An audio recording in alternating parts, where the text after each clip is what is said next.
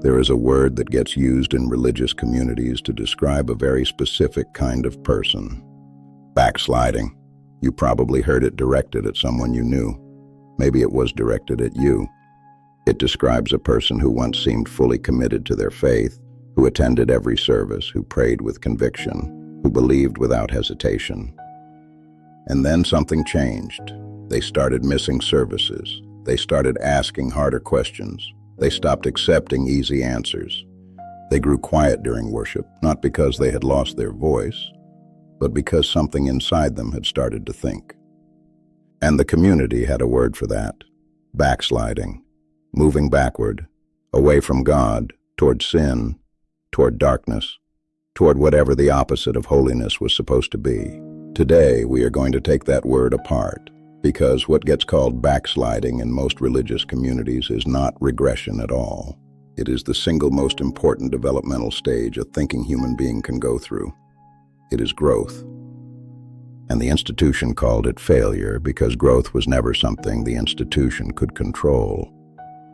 Let us begin by understanding what actually happens during what gets labeled as backsliding. Developmental psychologists have studied how human beings construct meaning and belief systems across the course of a lifetime. One of the most influential frameworks comes from the psychologist James Fowler, who outlined what he called the stages of faith development. In the earlier stages, faith operates through unquestioned acceptance of the beliefs handed down by authority figures. Parents, pastors, religious texts taken at face value. This stage is not wrong, it is developmentally appropriate. A child needs structure, clear boundaries, and trusted authority to build a sense of safety in the world.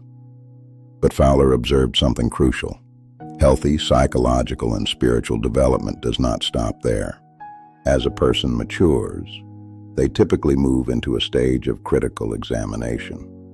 They begin to notice contradictions. They begin to ask why their tradition's answers differ from other traditions. They begin to wonder whether the rules they were given actually make sense, or whether they were simply inherited without examination. This stage, in Fowler's framework, is not a sign of spiritual failure. It is the necessary bridge to what he called a more mature, integrated faith, one that has actually been examined, chosen, and owned, rather than simply absorbed.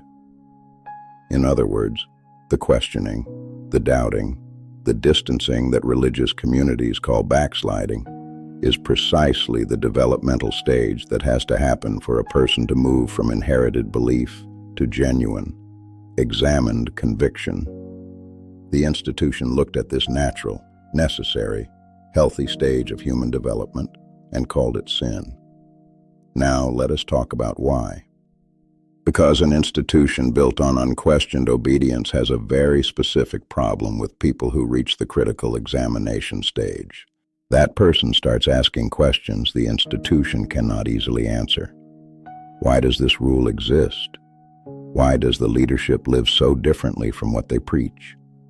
Why does the institution need so much of my money? Why do the answers I am given feel increasingly hollow? A person in this stage is not moving away from truth. They are moving toward it. But from the institution's perspective, this person is becoming dangerous. Not dangerous to God, dangerous to the institution's authority. And so the institution does something clever. It reframes the entire developmental process as a spiritual crisis. It tells the person that their natural, healthy questioning is actually evidence of demonic influence, or weak faith, or a hardened heart. It takes psychological growth and rebrands it as a moral failure. This is one of the most effective control mechanisms ever devised because it works by turning the person's own healthy instincts against themselves.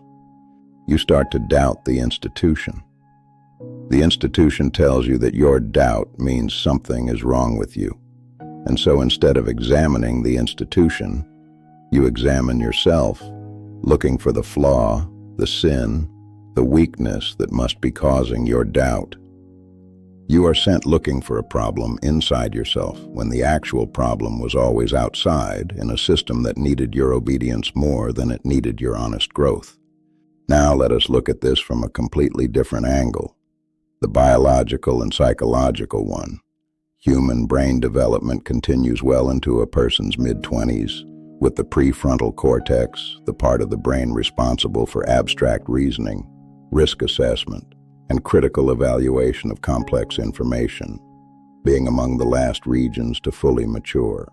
This means that a person's religious framework, often established in early childhood through repetition, emotional bonding, and unquestioned authority, was built before the part of their brain capable of fully evaluating it was even finished developing. When that same person, now an adult with a fully matured prefrontal cortex, begins to examine the framework they were given as a child, they are not regressing. They are finally bringing adult cognitive capacity to bear on a belief system that was installed using childhood cognitive capacity.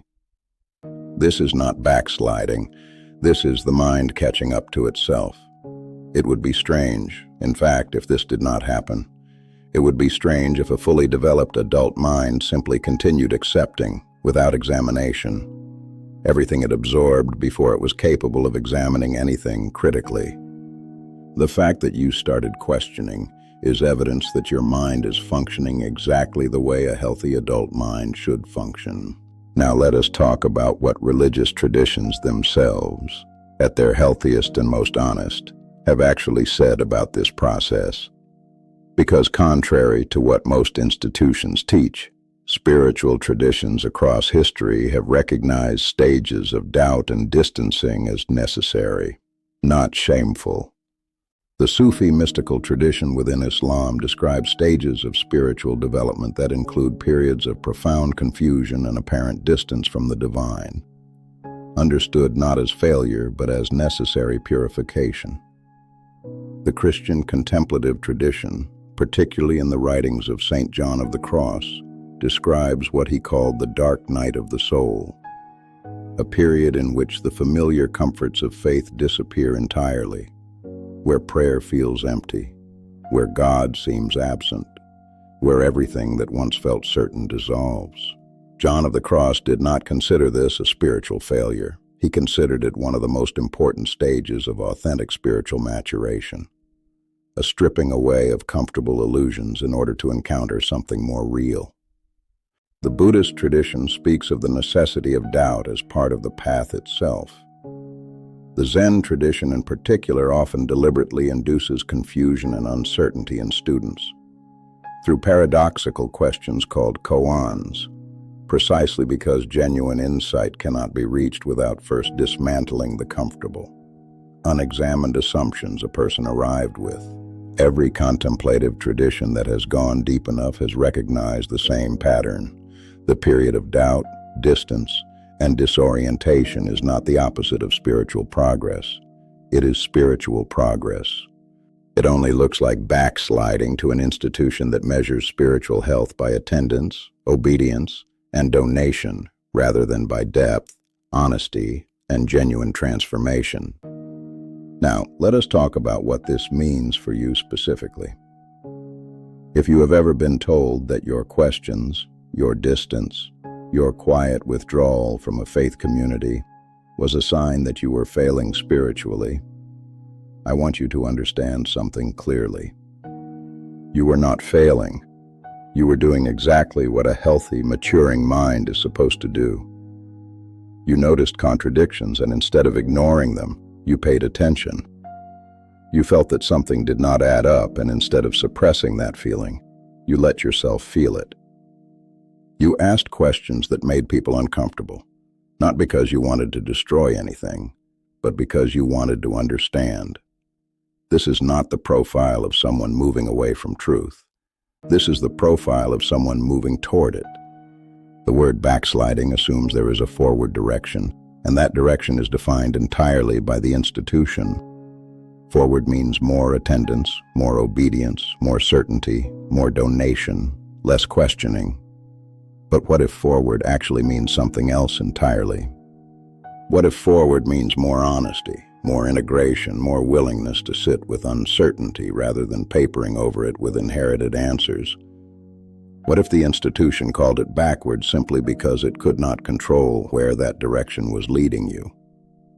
because here is the truth the institution does not want you to consider. A person who has moved through genuine doubt, who has questioned everything, who has stripped away every inherited assumption and rebuilt their understanding from the ground up, based on their own honest examination, is not weaker in their convictions. They are stronger, because what they believe, whatever they ultimately land on, is theirs, chosen, examined, owned, not simply inherited and never questioned. That is not backsliding. That is the only kind of conviction that was ever worth having in the first place. You have been watching Unmasking the Gods. If you were ever told that your doubt, your distance, your questions made you a failure, I want you to hear this clearly. The mind that questions is not broken. It is doing exactly what it was built to do. What they called backsliding was never regression. It was the most important growth of your entire life. Subscribe, leave a comment, tell me what you want to unmask next. And remember, the gods were never what they told you, but what they actually are is worth everything.